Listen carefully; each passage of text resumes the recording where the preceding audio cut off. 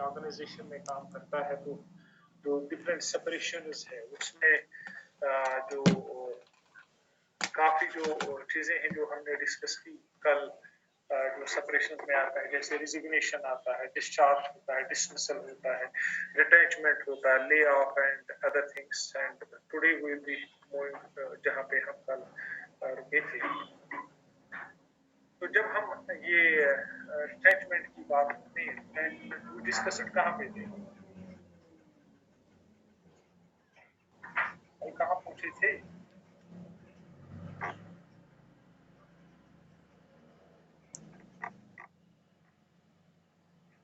तो जो प्रोसीजर होता है ना, जो रिटेंचमेंट का जो प्रोसीजर होता है, आप ये कोविड प्रोटोकॉल फॉलो करना है। In the mean time if anybody will come and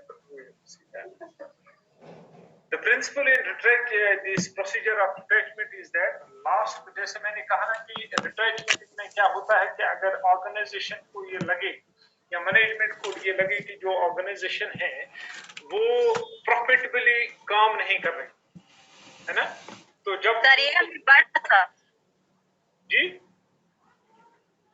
hello sir, ये हमने पढ़ा था कल। कोई बात नहीं, ईश्वर वैसे भी ने वापस ही के हैं। यहाँ मैं क्लास में हूँ ना, कुछ लोग यहाँ पे पर्सनली है, कुछ लोग यहाँ पे क्लास में हैं, और आप कोई बात नहीं है, आप लोगों ने पढ़ा है और थोड़ा अगर फैसला संगे से नहीं पढ़ा, है ना। सो जब हम ट्रीटमेंट की बात करते हैं तो अब कैसे किया जाए और किसको निकाला जाए। For example there is an organization A, उसके पास 1000 एम्प्लॉय।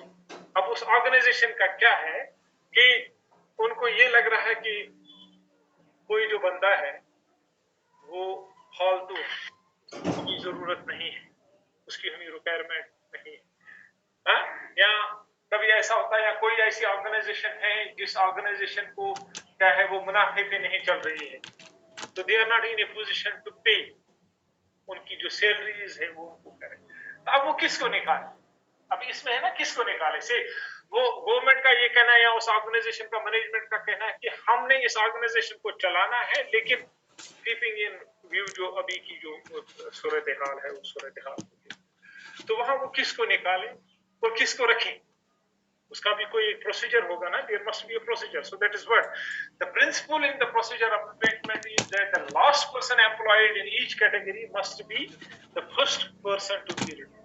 अब वहां डिफरेंट कैटेगरीज होंगी, से वहां ऑफिसर्स भी होंगे, वहां ऑफिशियल्स भी होंगे, जो डिफरेंट लेवल्स होंगे मैनेजमेंट की, चाहे टॉप मैनेजमेंट है, मिडिल लेवल मैनेजमेंट है, फ्रंट लाइन वर्कर्स है, ग्रास रूट लेवल पे काम करने वाले, तो उनमें जो लास्ट वन अपॉइंट हुआ है, जो नया, दैट मींस जो नया होगा उसको लिस्ट में आ जाएगा, से 1 to 100 है, जो 100 वाला है, यार हमारे पास एक्स्ट्रा स्टाफ की जरूरत नहीं, आप इस समय एक्स्ट्रा हो रहे हैं तो आपको हम छुट्टी कर रहे हैं यूको, तो वो उस बेस पे होता है। ये नहीं है वो सीरियल नंबर 1 को निकालेंगे हु हैड बीन अर्लियर दिया, जो काफी समय से उस ऑर्गेनाइजेशन में काम कर रहा है। सो फॉर द एम्प्लॉयर, जो एम्प्लॉयर होता है वो प्रिपेयर करता है list of all workers in the category, जहां इनको ये लगे आप किस कैटेगरी में करना है। वो ऐसे होता है, फॉर एग्जांपल आप देखते हैं किसी डिपार्टमेंट में नॉर्मली आज की डेट में ये होता है कि कहीं पे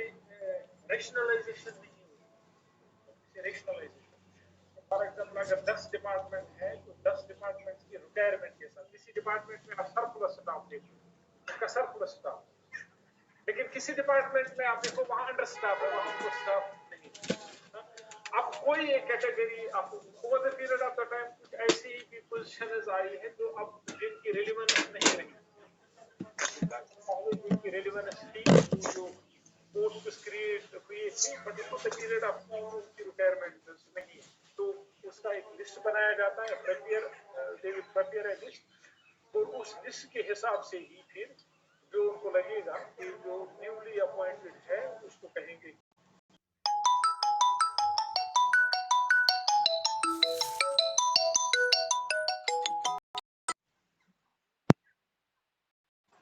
ये they are not so easy. उसके लिए क्या होता है कि जैसे गवर्नमेंट में कैबिनेट का डिसीजन होता है, अभी आपने देखा अभी रिसेंटली व्हाट हैपेंड, ऐसा ही यहाँ पे सोशल वेलफेयर डिपार्टमेंट में कुछ जो हेल्थ सुपरवाइजर्स है ना, जो थे, इंडिविजुअल सब हो गई apart from that position is favourable.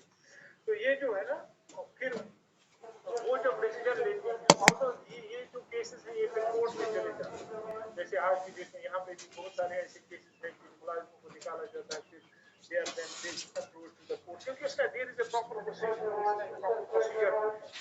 जैसे हमने कल डिस्मिसल का भी कहा, जैसे रिजिग्नेशन का कहा या टर्मिनेशन का कहा, तो आप किसी को भी एकदम एज पर सर्विस आप किसी को ऐसे विदाउट उसको जब तक ना कोई शो पास नोटिस तब तक आप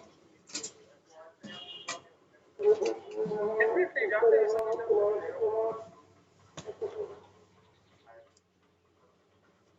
उनका कंपनी एक्ट होता है ना बाज आता है, फिर लेबर एक्ट होता है, they're suppose to follow the labour act. जैसे मैं आपको बताऊं अब क्या होता है कि इन सम केसेस में कई इग्नोरेंस ऑफ लॉ हमें यहाँ जब जाते हैं ना मार्केट में उनका एक फॉर्म होता है वो उनको विजिबल रखना होता है, जैसे रजिस्ट्रेशन का होता है कि आपकी रजिस्ट्रेशन म्युनिसिपैलिटी के साथ है, आप टूरिज्म डिपार्टमेंट के साथ रजिस्टर्ड हो एज अ ट्रैवल एजेंट या टूर ऑपरेटर और फूड फेयर।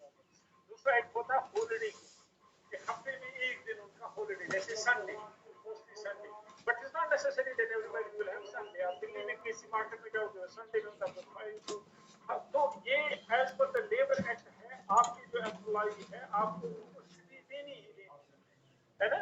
तो उसके लिए क्या होता है, और वो for the information of the not only employees of that organisation but for the normal public also. आपको कोई चीज खरीदने जाना है किसी मार्केट में, when you are well aware about that कि उस दिन ये मार्केट खुला नहीं रहता या वो क्लोज रहता है।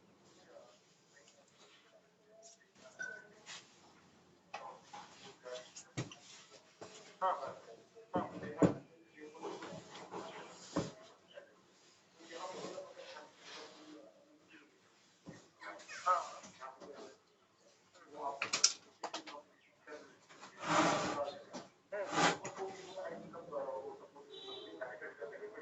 देखो मैं आपको बताऊं ये सारा जो है ना ये डिपेंड करता है सिचुएशन पे। वो मैं आपको ऐसे बताऊं, से फॉर एग्जांपल हमने किसी को दुकान दे दी या हमने किसी को किराया दे रखा है ना, तो उसका एक प्रॉपर प्रोसीजर होता है, डॉक्यूमेंटेशन, प्रॉपर डॉक्यूमेंटेशन आपने की है। उस प्रॉपर डॉक्यूमेंट में आपने उसको लिखा है देखिए मैं आपको दे रहा हूँ for this specific period of time.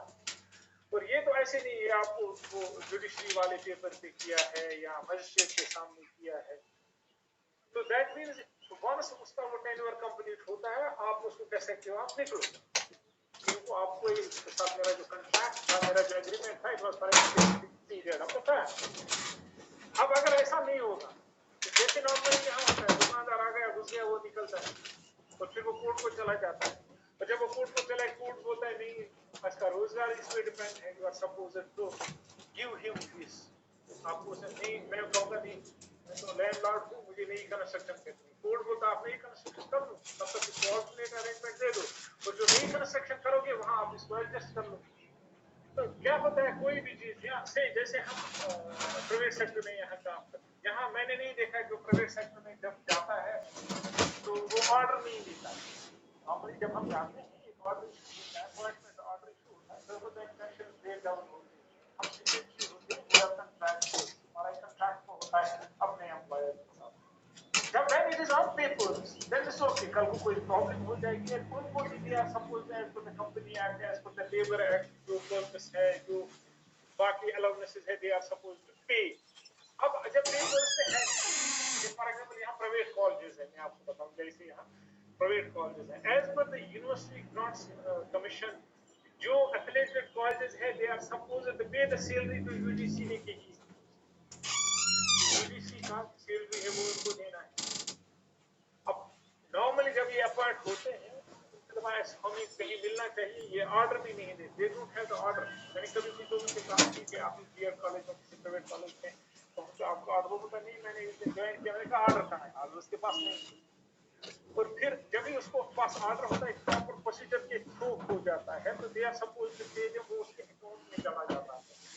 कभी हमने ऐसा भी देखा है in some of the BEd colleges inspection के लिए कभी जाते हैं और फिर उनके साथ या बाकी प्राइवेट कॉलेज में, तो वहाँ उनकी ग्रीवेंस है कि हमें नहीं देते। जब उनकी सिलेक्शन तो डीन कॉलेज हमारा यहाँ पे होता है, डीन कॉलेज डेवलपमेंट जो होता है उसकी एक कमेटी होती है जो एफिलिएटेड कॉलेजेस की उनकी वो करते हैं, तो उनकी जो सैलरी है वो एज पर यूनिवर्सिटी नॉर्म्स उनको देनी होती है, और उसी के हिसाब से फीस जो होता है, फी किसी भी कोर्स में जो फी है वो उसी के हिसाब से तय होता है।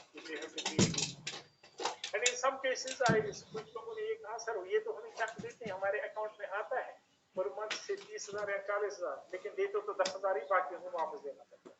जस्ट हम कहते हैं आप क्यों ले लिया, जब आपके अकाउंट में गया तो आप वापस ना दो, जब ये आपको वापस मांगते हैं, do you approach authority, sir so many things होते हैं ना। तो ये जो चीजें होते हैं जब हम नॉर्मल्स की कहते हैं, जब जॉब की हम बात करते हैं, it should be on paper, it should be well on papers. आपका पेपर्स के हिसाब से हम आपका टर्मिनेशन, डिसमिसल, रिट्रैक्टमेंट व्हाटसोएवर होगा, you can go to the court. लेकिन जब है नहीं, for example we have yes students, we have जो फिजिकली यहाँ स्टूडेंट्स हैं, मैं उनकी क्वेरी का जवाब दे रहा हूँ। तो जैसे ये होता है ना कि we have the consumer protection act. Consumer protection act में कंज्यूमर की जो इंटरेस्ट है उसका ख्याल रखा जाता है। If you are not getting a good service and then you can go to the court, we have the consumer court. अब हम यहाँ कोई चीज लेते हैं, वी आर परचेजिंग एनीथिंग, उसकी गारंटी होती है, उसकी वारंटी होती है।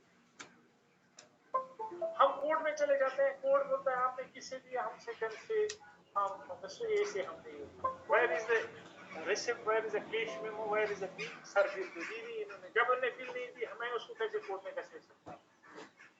सेकंड इज आपने जो प्रोडक्ट लिया, अच्छे खासे पैसे का प्रोडक्ट लिया, उसकी गारंटी है, उसकी वारंटी है। देख गारंटी एंड वारंटी है सब्जेक्ट, जो गारंटी वारंटी कार्ड है वो आपने भरा है, उसकी सील है, उसकी सारी डिटेल है, then only you can claim. अगर आपके पास वो सारी चीजें हैं, आपको किसी भी प्रकार की कोई सर्विस चाहिए जो वारंटी पीरियड में या गारंटी पीरियड में आते, you can approach them and you can get. और उसमें आपको you have to do nothing with what is called the जो डीलर जहां से लिए है, we have the service centres, you can go to the service centre and subject the product. तो same is the case, ये जो भी होता है इसमें जब आप प्राइवेट सेक्टर की बात कर रहे हो तो एक प्रॉपर प्रोसीजर होना चाहिए, you have to follow that proper procedure, and once you follow the proper procedure and keep every document with you, जो भी डॉक्यूमेंट आपके पास है, और जब कभी आपको किसी भी प्रकार की अल्लाह न करे प्रॉब्लम हो जाए, you will show that document. Another is layoff. So some personnel employed quite temporarily or on daily wage basis are ordered not to come on their duty till further order. कभी ऐसा भी होता है। ये mostly जो है ना, ये हम प्राइवेट सेक्टर की बात करते हैं। गवर्नमेंट सेक्टर में कोई एक बार घुस गया तो घुस गया, वो अकाउंटेबिलिटी वाला वो आंसर है। And in most of the cases मैंने ये देखा है कि गवर्नमेंट सेक्टर में जब हम चले जाते हैं, वो हमें तो बहुत ज्यादा ये खुशी होती है ना कि जॉब मिल गई, and we are not knowing what are the rules and regulations.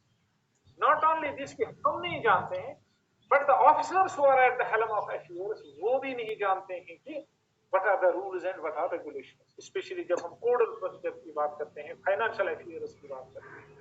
अब यस्टरडे मैं एक एम्प्लॉय का, यहाँ यूनिवर्सिटी का एक सीनियर टीचर रिटायर हुए हैं, तो he had some health issues. तो जब उसके हेल्थ इश्यूज थे तो he had some during 2 years he had more than 4 surgeries। और परसों भी he was on way back from Dubai and he was hospitalized in Delhi, and वहाँ doctor ने उसको कहा कि आपको और 2 स्टेंट लगाने हैं, you have the blockage, already he has 4 stents। वो मुझे मिले, उन्होंने फोन पे कुछ बात किया, उसके बाद वो हमारे घर आए थे ताजियत में, तो उसने कहा कि ऐसे ऐसे प्रॉब्लम है। मैंने कहा सर आप तो रिटायर हो गए हैं, 3 साल पहले आप यूनिवर्सिटी से रिटायर हो गए हैं, लेकिन क्या है कि यू हैड रेंडर्ड सर्विस, आपने 35-40 साल सर्विस दी है यूनिवर्सिटी में, प्रोफेसर रहे आप, हेड ऑफ डिपार्टमेंट रहे, तो कुछ यूनिवर्सिटी की भी रेस्पॉन्सिबिलिटीज है, और as a norm, and although he was an head, remained an head of department, he was not well aware. तो मैंने उसको कुछ नॉर्म्स का कहा, मैंने कहा एक ऐसा होता है apart from what we are getting the salary and other things, मैंने कहा बहुत सारे ऐसे होते हैं जो यूनिवर्सिटी के ऑफिशियल, स्पेशली टीचर्स के लिए जो कुछ स्पेशल फंड्स होता है जिसमें हमने कंट्रीब्यूट किया होता है। तो उसे कहा नहीं मैंने कभी किसी में कंट्रीब्यूट नहीं किया जीपी फंड के ऊपर। मैंने कहा आपने कंट्रीब्यूट किया है, से क्या होता है कि जो भी हमारा असाइनमेंट होता है, ऑफिशियल असाइनमेंट से हम एग्जामिनेशन जो भी देते हैं, हम एवेल्युएशन करते हैं, हम पेपर सेटिंग करते हैं, उसकी जो बिल जो ऑनरेरियम हमें बनता है उसका 10% जो है वो टीचर वेलफेयर फंड में चला जाए। It is a very good amount, 10%। 10%, that means during a particular, अब जिस बंदे ने 40 साल सर्विस दी होगी यूनिवर्सिटी में, he must have contributed more than 3-4 lakh during उस पूरे उस टाइम पर।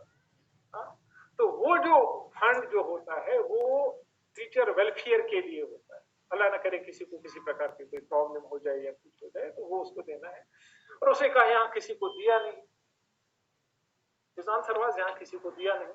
मैंने कहा क्यों नहीं, आप तो सीनियर मोस्ट रहे हैं, मैं तो उतना सीनियर नहीं हूँ, मुझे उतना पता नहीं है, बट आई नो किस किसको दिया। मैंने कहा एक्स वाइस चांसलर हमारे प्रोफेसर या पंजाबी साहब थे, उसको 10 लाख रुपए मिले, कोई एक प्रोफेसर खालिद जमा था उसको 7 लाख मिले, किसी को कुछ किसी को ऐसा। तो ये जो चीजें हैं इसके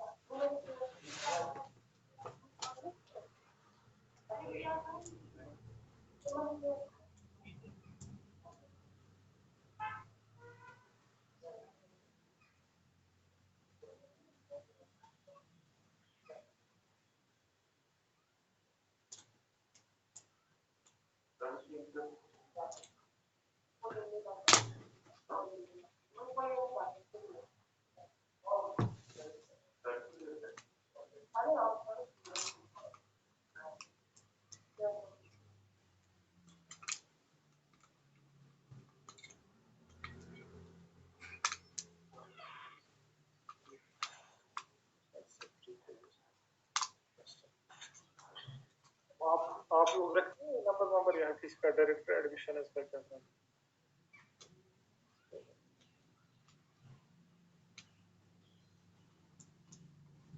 just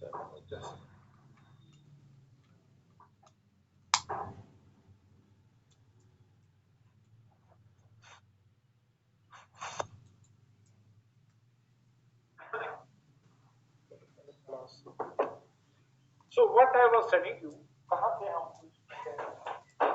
yes, उस टीचर का। So he was not aware about these things, पर मैंने कहा आप लोगों ने कंट्रीब्यूट किया है, and then he approached to the registrar के पास गए। कल शाम को मुझे बोल रहे थे आपने कहा, और मैं रजिस्ट्रार को पूछा तो रजिस्ट्रार ने कहा नहीं वो तो है लेकिन हमने आज तक किसी को दिया नहीं। मैंने कहा ये तो ऐसी बात हो गई कि आप बोल रहे मेरे पास दवाई है लेकिन हमने किसी पेशेंट को दी नहीं। जब हमने किसी को नहीं दिया आपको क्यों देंगे? अरे किसी को तो देनी है। तो दैट मीन्स आप किसी ऑर्गेनाइजेशन में काम करते हैं, आपको जानना जरूरी है आप किस ऑर्गेनाइजेशन में काम कर रहे हैं। That's one. और फिर उस ऑर्गेनाइजेशन के नेम क्या है, रूल्स रेगुलेशंस क्या है, और उसमें आपकी सिक्योरिटी है। You as a student is suppose to know what are your rights, what is your responsibility and what are your rights. And as an employ पता होना चाहिए कि यूनिवर्सिटी की क्या नेम है, सर्विस रूल्स क्या है, या चाहे यूनिवर्सिटी हो चाहे कोई डिपार्टमेंट हो, सेंट्रल गवर्नमेंट हो, स्टेट गवर्नमेंट हो, ये जानना बहुत ही जरूरी है। यहाँ ट्रांसफर पे लोग बहुत शोर करते नहीं मुझे जी वहां ट्रांसफर करो, यहाँ पे मुझे वहां ट्रांसफर किया, तो ऐसा नहीं है। It is employer who has to decide कि मुझे एम्प्लॉय की सर्विस कहाँ अवेल करनी है, उसको सिलेक्ट ही ऐसे किया गया है उसकी सर्विस देनी है। That's one. सेकंड, ऐसे हमें लीव होता है तो इट्स नॉट नेसेसरी मेरी लीव ड्यू है, कैजुअल लीव है, अर्नड लीव है, ड्यूटी लीव है, द एम्प्लॉयर विल से नहीं हम आपको लीव नहीं देंगे। तो ये तो कोई अल्टीमेट राइट नहीं, वो कहेंगे नहीं फर्स्ट एंड फोरमोस्ट ड्यूटी आपकी जो है वो जहां आप काम कर रहे हो। से फॉर एग्जांपल टुमारो आपको मैं बताऊं, कल क्लास नहीं होगी, tomorrow I am leaving for Baba Ghulam Shah university, वहां कोई वर्कशॉप है परसों, तो I have to go as a resource person. I had applied to the university for duty leave, which is not necessary. They can deny me. वो कर शोर वोर हुई तब वो कहेंगे नहीं। तो बट ये हमें जानना चाहिए कौन सा चीज फॉर ग्रांटेड नो से मेरी लीव है मैं जाऊंगा या मैं इन्फॉर्म या station permission you have to leave as an employ you can leave the station without the prior permission. ये चीज गसान आउटसाइड कंट्री दिए वहां नजर उन्होंने परमिशन नहीं लिया होता। और कल को अल्लाह न करे अगर कोई अनटूवर्ड इंसिडेंस हो गई उस एम्प्लॉय के साथ who has left the station without a permit, so he will not be eligible for the benefits otherwise जो उसको मिल सकते हैं चाहे मेडिकल से रिलेटेड या बाकी से। फिर हम ऐसे करते हैं कंसर्ट अक्सर को है जन्नत छी हुची इशी, लेकिन वो जन्नत नहीं, वो जहन्नम उसके लिए है।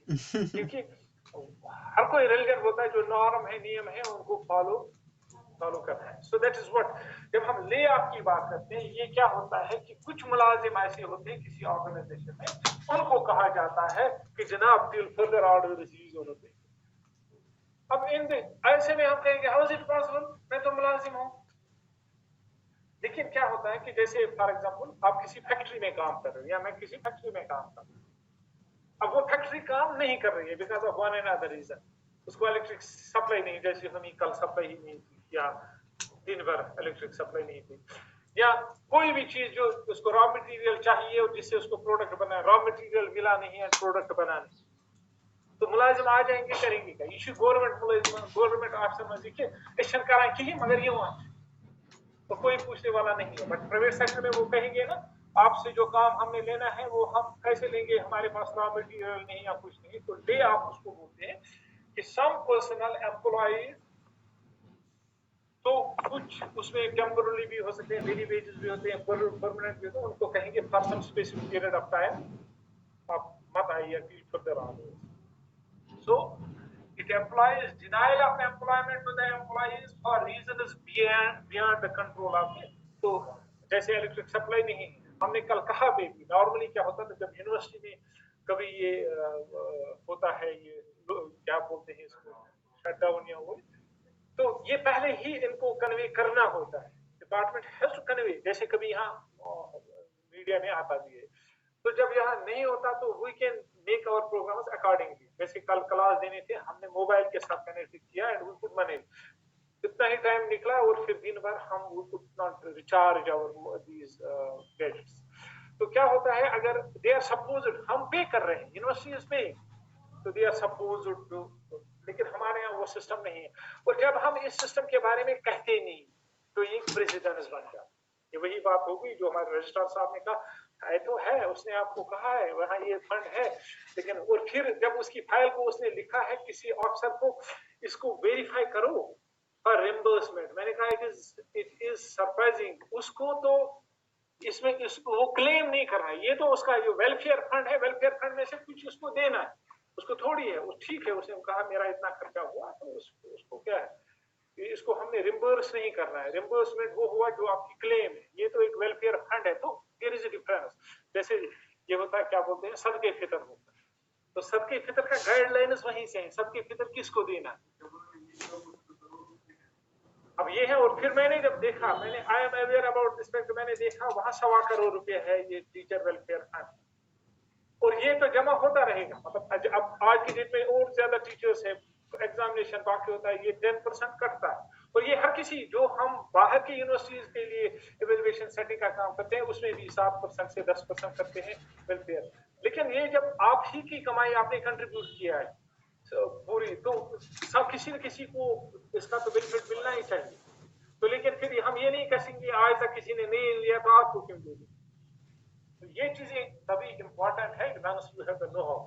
सो ये जो lay off employees, denial of employment to the employees for reasons beyond the control, ये जो सप्लाई नहीं है, रॉ मटेरियल नहीं है, मौसम खराब हो गया, लॉकडाउन हो गया, आप कहेंगे हमें क्यों निकाला, दीज कैन बी रीजंस, तो वो कहेंगे ये तो हमारी कंट्रोल बस में नहीं। Then such layoff is caused due to the following reasons। क्या हो सकता है, major breakdown of machine on which they were operating, काम चल रहा है बैठ गया बीच में, हमें कभी पीक टूरिस्ट सीजन में क्या होता है गंडोला बैठ जाता है और फिर लिखा होता है गंडोला नहीं है, चलिए जी घोड़ों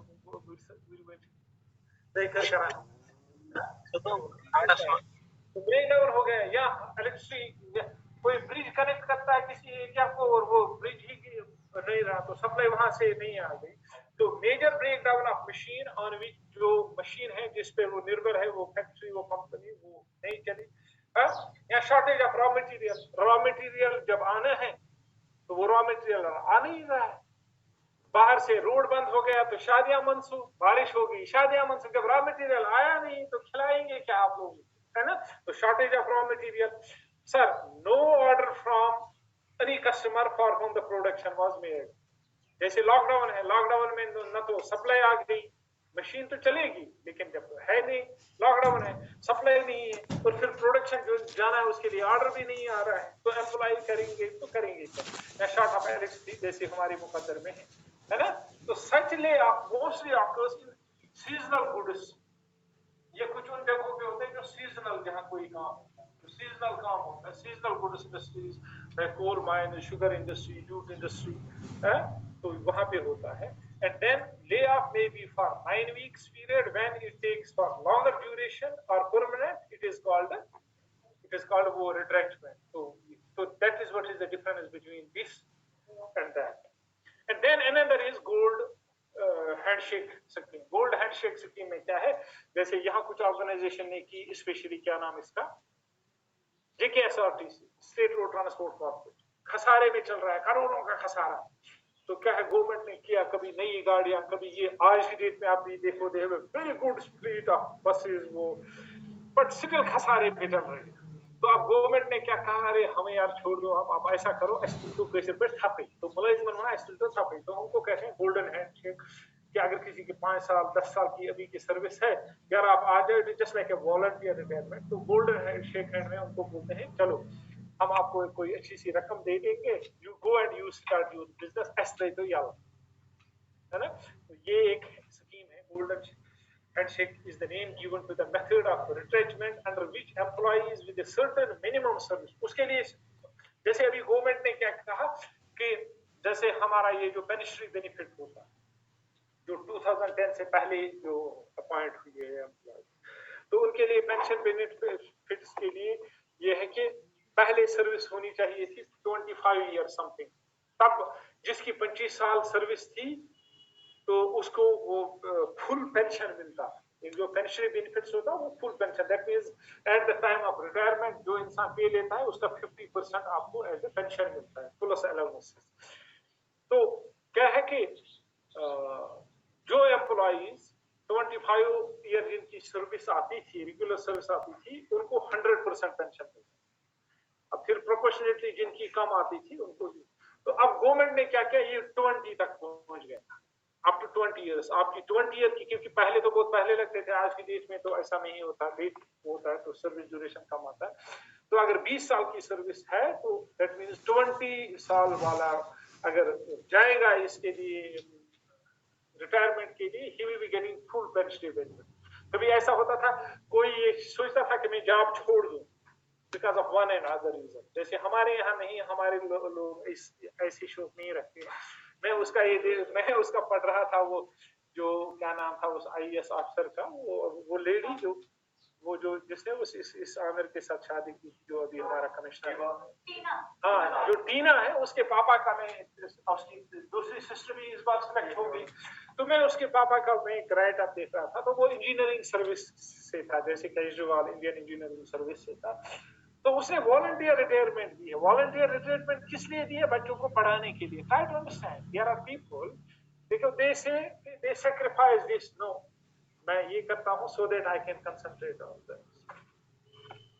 ये तो हमें कभी जैसे आज की डेट में क्या होता है, जो सर्विस क्लास लोग होते हैं, जैसे जो मियाँ बीवी जॉब करते हैं, तो वहाँ we have so many problems.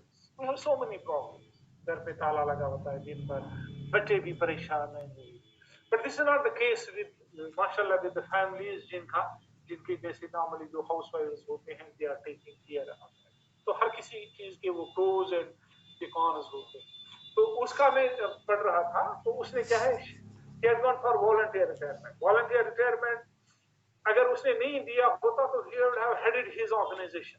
But क्या है कि this is the contribution of his volunteer retirement, कि आज की डेट में आप देख रहे हो उसका ये जो है, उसकी दोनों बेटियां they got selected. What else, और क्या चाहिए उसको कि उसके बच्चों का ये बने. तो ये जो चीजें हैं, ये आपको अंडरस्टैंड करना बहुत ही जरूरी है, स्पेशली जब आप किसी ऑर्गेनाइजेशन में काम करते हो, या आप सर्विस सेक्टर से हो, या इवन आप, you can be an entrepreneur. आप एंटरप्रेन्योर हो, आपका बिजनेस यूनिट है, आपके एम्प्लॉई है. तो कभी ऐसा होता है कि बहुत सारी ऐसी अच्छी ऑर्गेनाइजेशंस होते हैं, उनका जो मैनेजमेंट है उनको नो हाउ नहीं होता है अबाउट दीज थिंग्स. जब उनको इन चीज का नो हाउ नहीं होता है, वो तो परफॉर्म अच्छा करते हैं, लेकिन इन गलतियों की वजह से उनकी कंपनियों का हो जाता है, घाटे में जाते हैं, खसारे में जाते हैं. We have example what happened with Jet Airways and other. तो आप जब ओनर बन जाते हो, इन्वेस्टर बन जाते हो, आपका नो हाउ होना जरूरी. अब आपका नो हाउ अगर खुद का नहीं है, but you hire the employ. आप एम्प्लॉय जो मैनेजर्स हैं उनको हायर करो on the basis of the merit they have the know how. जिनको नो हाउ होगा, आप कंपनी के कभी हमें बहुत शौक होता नहीं मैं ही मालिक हूँ, मैं ही एमडी कहलाऊं, मैं ही वो प्रेसिडेंट कहलाऊं, but definitely you are suppose to have the know how. जब आपको नो हाउ होगा यू कैन डू इट, आप कर सकते हो। जब आपको नो हाउ होगा you can start from zero. आपके when you have the know how what are the various financial schemes by the government for entrepreneurship in tourism और वो है, लेकिन आपको नहीं होगा, आपको नो हाउ नहीं होगा, आप मे भी आपको आपका किसी रिमोट एरिया में अच्छी खासी जमीन है but you are not well aware about उसकी क्या कीमत है कि आपको फंडिंग मिल सकती है। तो इसलिए जानना बहुत ही जरूरी है। That's what time and again I used to say you कि अपने आप को ग्रो अप करो। तो ये सिर्फ ये नहीं आप बोलेंगे नर्सरी ये बना शुक सिशी ने सिलेबस मंजिल की दैट इज नॉट गुड। तो ये जो जैसे होता है ना कि जो भी अगर कोई मतलब आज की डेट में you are suppose to know, क्योंकि आप कैरियर आपके उस स्टेज पे हो लाइफ में where you are suppose to know, जहां आप अपने आप को ग्रूम कर सकते हो।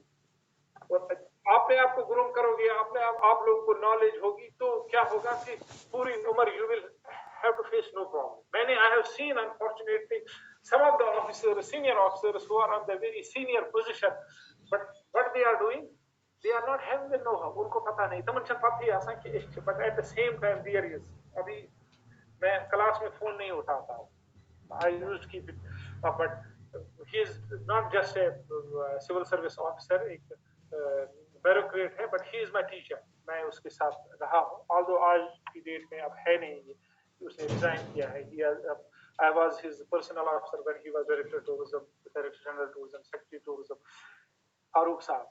बट क्या होता है ना कि अल्टीमेटली जब आप अपने आप को ग्रोम करोगे, जब आप अपने आप को ग्रोम करोगे, मैं आपको बताऊंगा यू विल डिक्टेट पीपल, लेकिन जब आपको खुद पता नहीं, in most of the cases मैंने देखा है ऑफिसर्स जब उनके पास कोई फाइल होती है तब वो अपने सबऑर्डिनेट्स को बोलते हैं क्या इसका ये क्या था, सो लेकिन वो अच्छा नहीं होता। और फिर वो जो सबऑर्डिनेट या उसका कुलीग जो है ना उसको मिसयूज करता है, उसको मिसगाइड करता है। क्या ऐसा शो है मुस्लिम इसको ऐसे इसका ह्यून does हमारा पोतरो आ जाए वो लोग बस होते हैं।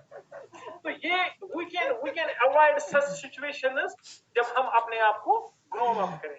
हम that is why time and again I am telling you आपका जो IQ है अपने आप को उसको बढ़ाओ, अपने आप को ग्रो अप करो। then is the retirement which is I don't know, there are people जिनको ये बहुत कष्ट मतलब कड़वा लग रहा है, बट ये कड़वा सच है, दिस इज ए रियलिटी। जैसे इंसान को से मरना है, मरने के लिए थोड़ी ये है कि कोई बीमार हो, कोई एजेड हो, कोई हो, कुल्लु नफ्स ज़ाइक़तुल मौत at any moment of the time. जैसे रसूल सल्लल्लाहु अलैहि वसल्लम कभी बैठे थे तो उसने अपने सहाबा से कहा कि आपको क्या लग रहा है, व्हाट अबाउट दिस कुल्लु नफ्स ज़ाइक़तुल। तो किसी ने कहा कि मैं जब सुबह निकलता हूँ घर से तो मैं ये सोच के निकलता हूँ कि शाम को मैं घर आऊं कि ना आऊं, इतना तो मेरा ईमान। किसी ने कुछ और कहा। तो अटमोस्ट सरप्राइज प्रॉफिट मोहम्मद सल्लल्लाहु अलैहि वसल्लम जिसके लिए दुनिया बनी, उसने कहा आप तो दिन का आप रखते हो इसको प्रोविजन। मैं तो ये कहता हूँ जब मैं सलाम फेरता हूँ राइट साइड नमाज कंप्लीट करने के बाद, सो आई एम नॉट श्योर मैं लेफ्ट ट्राई टू अंडरस्टैंड मौत इंसान के कितने करीब है। तो जैसे हम रिटायरमेंट की बात कर रहे हैं, मैंने ऑर्गेनाइजेशन डेफिनेटली इसमें झूठ बोलने वाली बात नहीं है कि आई विल नॉट टेल कि मैं किस मॉडल का हूँ, मेरा डेट ऑफ बर्थ क्या है, बर्थ ईयर क्या है। कुछ लोग बोलते ही नहीं है और कुछ लोग ये बोलते नहीं नहीं नहीं, नहीं ऐसा नहीं। मैं उसके साथ नहीं पढ़ता था, मैं उसके साथ कहाँ पढ़ता था। अच्छा अच्छा अच्छा, सो उसके साथ पढ़ता था लेकिन सोचना रियल को बता पंद्रह से पढ़ा, specially when it comes to ladies they will never say कि वो ये। So retirement is a major cause of separation of employees from the organization. वो जो चीजें डिसमिसल, रिटायरमेंट, रेजिग्नेशन है, वो तो वो वैसी घटनाएं कभी कभी होती है। But normal course of action में क्या होता है, नॉर्मल कोर्स ऑफ एक्शन में आप देखोगे, मतलब एक्सेप्शनल केस में आप देखोगे अल्लाह न करे किसी को टर्मिनेट किया गया, एक्सेप्शनल केस में आप देखोगे किसी ने रिजाइन किया है। नॉर्मली हम जिस डिपार्टमेंट में एक बार गए दफा खुदा सुबह इसको लसन ये हमेशा खत्म, हाँ ये बेटी को विदा करते हैं तो हम उसको कहते हैं कि अल्लाह आबाद करे आपको, ये है ना। मतलब आई have scene some of these ladies, तो जब मेहंदी रात के दिन सभी मेहंदी लगाते, वो बोलते नहीं नहीं नहीं हमने एक बार लगाई, हमने दोबारा नहीं लगा, है ना। तो क्या होता है रिटायरमेंट भी कभी ऐसा होता है कि लोग गए और फिर मतलब किसी डिपार्टमेंट में गए और रिटायरमेंट तक वो वही रहते हैं। अल्लाह ना करे ऐसा हो, क्योंकि there is a very good scope, दुनिया बहुत बड़ी है, मैं आप लोगों से भी वही एक्सपेक्ट करूंगा। बट रिटायरमेंट जहां का सवाल है, it is a major cause of separation जो एम्प्लॉइज को होता है किसी ऑर्गेनाइजेशन से, and it can be defined as a termination of service of an employee on reaching the age of superannuation. It differs organization से organization. जैसे हम universities में हैं, स्टेट यूनिवर्सिटी में 62 है, सेंट्रल यूनिवर्सिटी में 65 है, अपना क्या नाम इसका ये स्टेट गवर्नमेंट में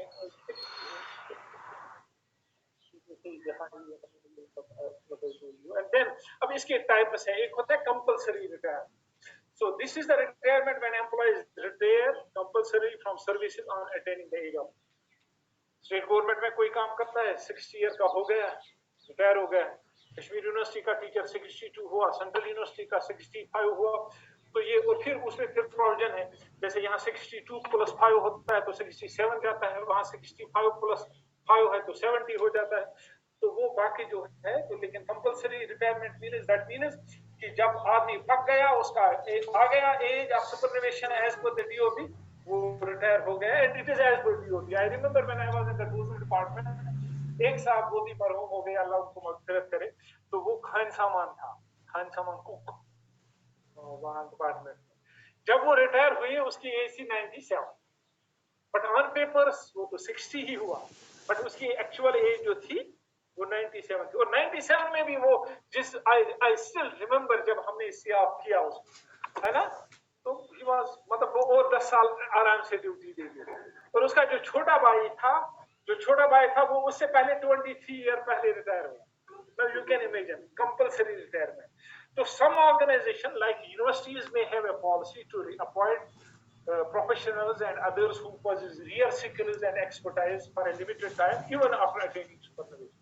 हमारे यहाँ ऐसा होता है, इनको निकलने का शौक ही नहीं होता है यहाँ से, और फिर पहले 6 महीने के लिए शबीर साहब, हमारे यहाँ प्रोफेसर शबीर साहब हैं, रिटायर हो गए, अब 6 महीने का एक्सटेंड हुआ, फिर हो जाएगा. हमारे शाह साहब यहाँ से रिटायर हो गए, तो फिर वो सेंट्रल वहाँ इस्लामिक यूनिवर्सिटी में है या बाकी यूनिवर्सिटीज में है.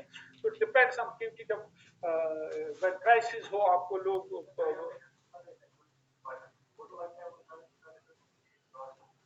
नहीं ऐसा तो नहीं लगा ये किसी की परेशानी, बाल किसी के सफेद हो गए उसका मतलब ये नहीं है वो पुराने मॉडल का है, ये ऐसा नहीं है. तो डेफिनेटली जो पढ़े लिखे लोग यहाँ मत वो है, ये तो क्लास 4 वाला नहीं, यहाँ जो है तो उनका वो डेटा डीओबी के हिसाब से ही होता है. अब ये जरूरी नहीं है, मतलब देयर आर सम पीपल, वो आप उनको देखकर आपको ये नहीं लग रहा है कि वो उनका रिटायरमेंट हुआ. हमारे एक भट्ट साहब है, वहाँ भी सेंट्रल यूनिवर्सिटी से रिटायर हो गए, वो 65 का इकोनॉमिक्स के प्रोफेसर थे. आप देखेंगे उसको लगेगा कि नहीं कि वो जो है वो रिटायर हुए, तो वो that is a different thing. तो ये है ना कि एक कंपल्सरी रिटायरमेंट हुआ, दूसरा जो हुआ वॉलंटरी रिटायरमेंट. तो वॉलंटरी रिटायरमेंट में जो मैंने आपको कहा कि गवर्नमेंट ने ऐसा प्रोविजन रखा है कि आप वॉलंटरी रिटायरमेंट दे सकते हो, and you will be getting those benefit. There are people who go for voluntary retirement. कभी एक स्टेज ऐसा भी आता है इंसान को लग रहा है, मैंने आई वाज टॉकिंग टू, मैं अपने घर की बात करूं, जब माय ममा उसकी 51 बॉर्न थी, उसका था भी वो जियारत के लिए गई, और वहां से आके the very first thing she told कि नहीं मेरी वॉलंटियर रिटायरमेंट के पेपर तैयार करो. हमने कहा यार वॉलंटियर रिटायरमेंट क्यों, देखो अब तो ये नहीं है सिर्फ कमाना, फिर दूसरा होता है ना, जब व्हेन यू रिमेन एंगेज्ड, किसी काम में एंगेज रखते हो तो यू डू चलता है, बाकी के डिमेरिट्स भी, बट नहीं उसने कहा ठीक है. और जब हम का प्रोसेस किया तो उसके 4.5 साल थे तो 3 साल के इंक्रीमेंट उसको मिले. That means at the time of 3 साल के बाद